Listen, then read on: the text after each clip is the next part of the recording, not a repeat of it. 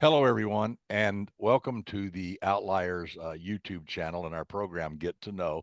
I'm your host, DP Lyle.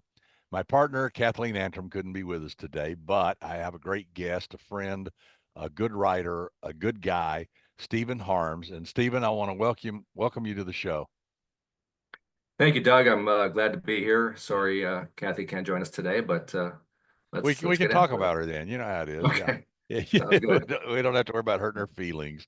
Um, so, Kathy always starts this off with a bit about your childhood. And so, I mean, when and where did you grow up and what was your childhood like? And do you think anything about your childhood led you to this writing career?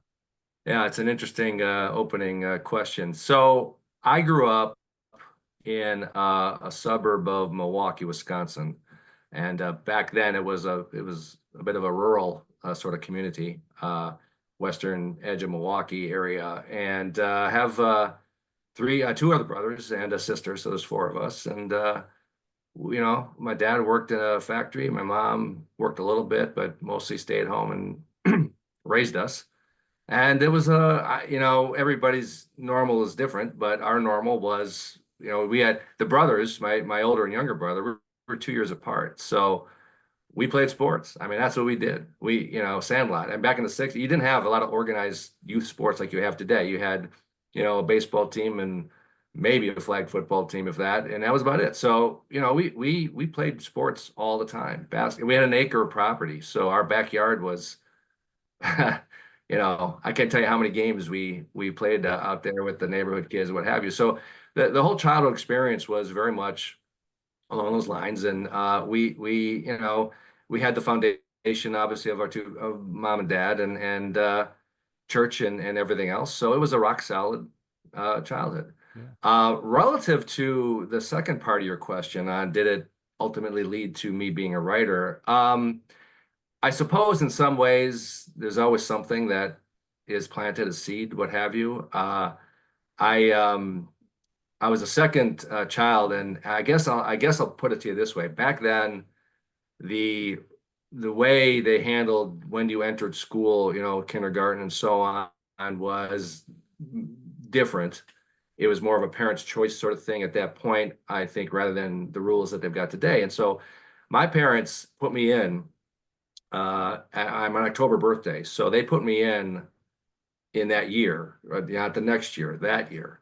So I started when I was four, which if you fast forward through my progress, that got me starting my senior year of high school at the age of 16 and entering college at 17. And I was always in that cycle of, especially for a boy, um, a little bit behind on physically behind, obviously, to my classmates a lot of times, and then mentally, especially for boys. I mean that we develop slower.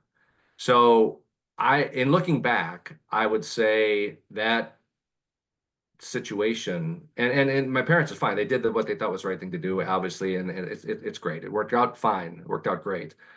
But in hindsight, I wish I had been held back that extra year because of the development situation around it. And Interesting. what that did as a child, it kind of, so I wasn't a real, outward exuberant kid. I was just sort of this normal kid who kind of got a little more shell around him because I was always trying to play catch up, which I Yeah. didn't really do until I got to be in high school. And by then I finally kind of caught up physically and somewhat mentally. But so as that sort of fed into, I think, ultimately what I'm trying to get to, which is I very much lean introvertedly because that's sort of what I protective shell had to do, I think, growing up. Sure. That's what it was. Sure.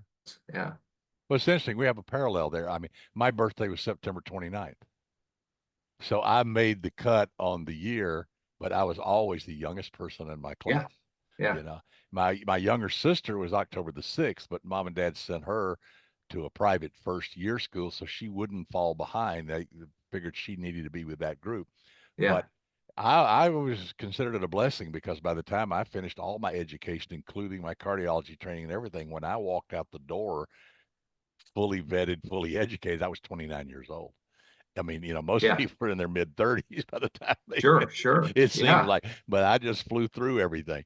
Um, So that fact that you were the youngest person around and all that obviously created those things. Do you ever use those things in your story, that kind of mental set for your characters? Is that just, Yeah, not necessarily yet, although I think my first two books were on a guy named Roger Viceroy, and he's right, probably in line with me. I mean, so I think in a not proactive way, but in more of a just how I wrote him probably was more me coming out than anything else. He's not an extroverted guy either. He's right, kind of get it done to the point sort of person. And I think the benefit of, and maybe you had the same thing, the benefit of being sent in early, you start, I look back at the seeds of how I got creative.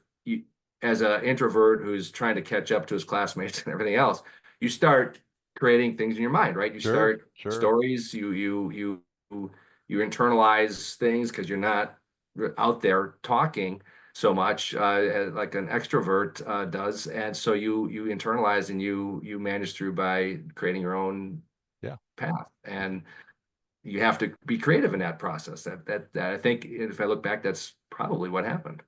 Well, you had an interesting work history too. You Mhm. talked about sports earlier, but your career was in the sports arena. What was that all about? What did you do actually? Yeah, And what? I, Yeah, I I had zero clue I'd be ever ending up in pro sports. So I went to University of Wisconsin at La Crosse. It's on the west side of the state, and graduated with. It was called Recreation Administration. Today it would probably be called sports marketing, but it's right. way more than when I was there. I got out in 80, spring of 83 was I was done after four plus years, did an internship with Xerox in Virginia. And then I didn't know at that point, if you're around enough long enough to remember, that was a down economic time. That was early 80s, and jobs were not plentiful. I applied for recreation type jobs all over the place. Couldn't get a bite, couldn't get anything. I finally said, all right, I'm just going to write all the pro teams in the Midwest at least, and just say, hey, Why not? here I Yeah, am. And back then, of course, we didn't have, it was the typewritten letters. I mean, yeah, yeah, yeah, you yeah, had the yeah. IBM Selectric to help you change the letter, but that was about it. So I sent them all out. I don't know how many, 40, 50 around the Midwest primarily. And I get a call from the Pistons here in Detroit and saying they played in the Pontiac Silverdome at that time. So Hmm. what they did in the cavernous stadium was they had to proactively get out and sell season tickets and group tickets to the community, and they needed college students to recent grads to come in and do that. You want to know what so funny story. My first that job, I made $50 a week plus commission with no benefit. That's how I started. Wow. So I just stumbled into that job, and it kind of took me the rest of my way in my career. You were in So that business for a long time. yeah, I was there for over 30 years with Yeah. stops along the way. One was in New York City with the NBA league office. I was in the NFL for a while with the Lions, and landed at the end. I shouldn't say landed. They came to me. The Tigers came calling. Detroit Tigers or Major League Baseball, and that Yeah. was my longest stint. That was 15 years at the Oh, helm of their sponsorship department. So it that initial $50 a week plus commission deal uh, turned out to be pretty good. yeah, that's a good Yeah, first step, I tell you. Journey of a thousand steps, as they say. yeah, So when did you actually say, okay, all right, I'm going to sit down and put pen to paper because I can do this? yeah. So that really, I have to backtrack a little bit to kind of set this up. To be honest, I mentioned I grew up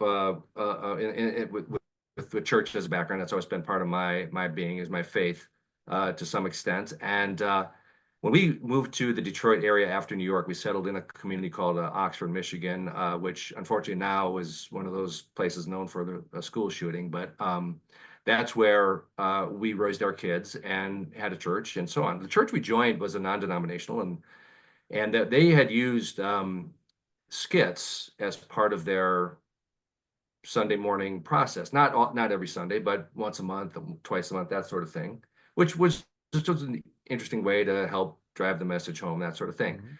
backtrack one more time. Back in college, I did dabble in theater just a little bit. I was in one or two plays, bit roles for the fun of it. So I had a little taste of that. So when we got to this church, they're doing these skits, and I said that little bug in me was like, maybe jump in there. So I met with the drama director, and sure enough, so I started doing these skits, and then so as it's progressing throughout the year, we're getting these skits from the internet and all over the place. And I said to her, I said, why don't we write our own? I mean, why do we have to always try to find something that fits as opposed to just knowing what we'd want and writing it? She said, sure, let's give it a go. So I started writing these little skits, and not, they weren't using mine all the time, but enough that I was certainly making an impact. And then I don't know where it came from, Doug, this voice bug, whatever, said, okay, you've got a few things under your belt now doing these. Now I want you to write a full stage production. Wow. And I, I had never done that. I don't even know how to do that. I had that theater experience in college, but that was just out there on the stage for a couple of acts. And Yeah. but this bug hit me to say, write this story. And it was a full, I look at it this way.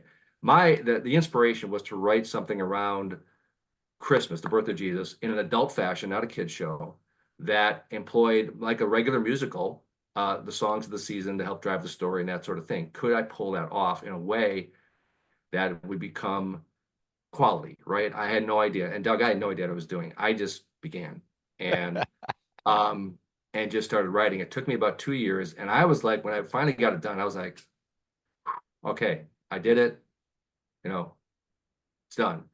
And it was like, no, no, no. You're going to give this to your drama director. So I met with Pat King was her name, and she knew I was doing it, but she said, you got to complete it. I want to see it. I said, okay. I had zero idea that we would ever even do it. She looks at it. Long story short, a year later, it's on the stage. And so where I got to writing a novel was off of that experience, because what happened was that that show, which was a 2 hour thing with an intermission and music, dance, drama, obviously, all it was adult. We actually had some warnings for parents, like this is not children under, we don't recommend this for children under, I think it was 10, because it was, there were some things in there that were more adult oriented. Mhm. And Doug, our seating for that was like 750 the first night we did it. We had to turn hundreds of people away. Wow. We added seats. We were like where we could. I mean, so it was like being in a coach in an airline. That's how close you were to the seat in front of you, right? So Yeah. we ended up getting a little over 1,000 seats jammed in there somehow, and it sold out the rest of the time. So we did 4 shows for 5 years, over a weekend of 4 shows around Christmas. 20,000 plus people saw it. We had a great marketer, digital person who got it out there. And we had churches coming in from Indiana and Ohio and coming to see this little Oxford church thing going on. And it became this community-wide thing. It got some publicity in the area. We extended some great things, like we had like homeless veterans come in for one of the shows, and they had like 300 seats. We gave them all the front seating area, and greatest thing they ever did in their situation. So it had all these blessings attached to it, and this thing just took off. I don't know. Wow. That was the impetus for me to say, because I got that same little voice at one point. After the 5th season of doing it, I was done. I mean, it was draining. We had 150 people involved in the show, right? Wow. Cast and crew. And so it was a drain. We'd done 5 runs of it, and I was like, we're done. But at the end of that process, as it was winding down, I had this other little voice that said, now it's time to write a novel. And so I guess I'd go back to what I said. I didn't know what I was doing, writing a novel. Yep. I just did it. Well, And you did knowing it that, very yeah, well, and you wrote this great title, by the way, and it won. It was nominated for a couple of awards, including the Silver Falchion, I understand, and the American Fiction Award in 2018. That's pretty good for the first time out of the blocks. yes, I was blown away that it was good enough to have that. I'll also tell you, Doug, I wanted to go the traditional route. Nothing wrong with indie. I was ready to do indie, but I wanted to see if I had the chops to do good enough to get an agent and good enough to get somebody to publish it. That all worked out. And I ended up with Liza Flyzig at Liza Royce Agency Yeah. out of the gate, and she got me going. So I'm Yeah. still with her. And that first book, I'll say this, it's based on a serial killer situation from a partly small town in North Woods of Wisconsin. That's where my parents grew up. And Okay. the inspiration for me to do the book was they had some struggles there. And back then, would have been in the 50s. There was a bit of a strife in a very small northern town between Catholics and Lutherans. It wasn't a great mix at that point. So they struggled in their experience from coming from that small town. And my dad marrying my mom, a Lutheran marrying a Catholic, it was challenging for them to get accepted for that sort of thing. And they told us those stories, or when we were kids, and how it all went down. And I used that as the genesis of the idea, except I flipped it over to a race-based as opposed to a religious-based bias. And the Tell us title about of this, Roger. Tell us about Roger. yeah. So Viceroy, he's a detective that had a career in the FBI. He jumped from the FBI over to, I created an agency called the Midwest Special Crimes Unit that involved 5 states that got together and had a agency within each state to handle crimes that kind of elevate beyond what the local folk can do and maybe live in that space between federal and local, and sort of being an agency that could do it. Well, when the book opens, there's a bombing on a golf course that kills a woman on one of the greens from a bomb that was planted in Great the scene. pin cup. Yeah. And that starts his involvement. Right. He gets pulled into that to take, ultimately by the governor's directive, take the reins of the investigation. So him and his team are the ones Cool. leading the charge on that. And the person they killed is a person that got killed, I should say, was friends with the governor of Wisconsin. And so that then gets into the whole background of who and other killings start happening. And Viceroy doesn't know they're connected. He's eventually figuring out that they're all connected. And it all leads back to this little small town in northern Wisconsin. So he has to figure out what's going on. So that's sort of the genesis of the book. Yeah. And then you brought him back for another Yeah. story. Yeah. So the Viceroy character continues. I knew if I'm going to free up my writing, I had to get him out of that agency, because for me, I wanted him to do other things. And that agency was very clear on what their directive was, right? When they got pulled and when they didn't. So what I did is, to start, I have the agency gets shut down because of budgets, and he's about to go back to the FBI until he gets a knock on his door from a very rich billionaire in Milwaukee who happens to be a senator of the U.S. Senate for 20 plus years, a well-known person who knocks on his door and wants to hire him on a personal level because his son disappeared in the jungles of Guatemala 10 years prior while he was on a mission trip. And they had considered him dead, but something was left on this person's front door recently that said, hey, maybe he's not dead. And so the billionaire hires Viceroy and his team to figure out what's going on. And it takes you, the reader, from Washington, D.C. to Guatemala to the streets of Milwaukee. And it all builds up to there's a lot going on in the book because you've got all these locations with various things going on. But the reader, as they get through the story, those threads start coming together to the apex of. Did you go to Guatemala? I did. I was Yeah. one of the this was back when our kids were. I have 2 daughters. When they were, I think it was 10 and 12, we did a missions trip to Guatemala. Okay, cool. And we took them with us. The kids were allowed if they were above a certain age level. So we were there for about a week.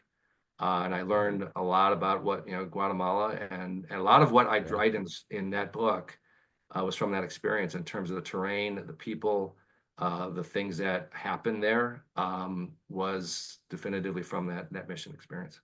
Will we see more? I know you have a standalone you're working on now. Will we see any more Viceroy books, or Will you move I on another Yeah, I direction would now, or love do to you even carry know him yet? on. Yeah, I don't know yet. I Yeah, would love to continue him. yeah, There's one of his detectives became a fan favorite that is a secondary character that some of the comments I had back were around that guy as opposed to Viceroy, which was interesting. But I would love to carry it on, and that's something that okay. my agent and our publisher will have to address. Yeah, Well, good. And so we get this standalone done in the interim, yeah, do you have a yeah. title for it yet? I know you're still working out the title. I shouldn't Yeah, even I ask you am. that. The one I'm going with is about half dead. Yeah, Is going to yeah, be the which title is I'm a working great, with, which is a understanding great that title. I it could like be a that. different title down when it Yeah, ultimately gets to the finish line. But right now, that's what cool. I'm working with. Yeah. Well, where can people reach you and find out about your books and buy them, of course, and read them because they're both of these books are fantastic. I highly recommend them. They're fast paced, they're in your face, and you will have a lot of fun with them. So, where can people find you? Yeah, the easiest thing to do is just go to my website, stephenharms.com, and you can purchase the books right off of that website through Kindle, through paperback, through other avenues, wherever books are sold. But just go there and you can get either version. Yeah, which I noticed Stephen C. Harms comes out as Stephen Charms. Yeah, I So know it does too. My middle name is Craig. Yeah, okay, so which yeah, I really like. Well, yeah. well, thank you so much. It's been wonderful talking to you. You're a great interview. You're a great writer, and we will have you back down the road. We really appreciate it.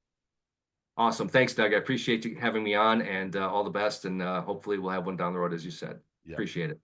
Well, that concludes this episode of Get to Know with author Stephen Harms. We will be back, as you know, with others down the road. So check us out later, and we'll go from there. And until then, this has been Get to Know on the Outliers YouTube channel.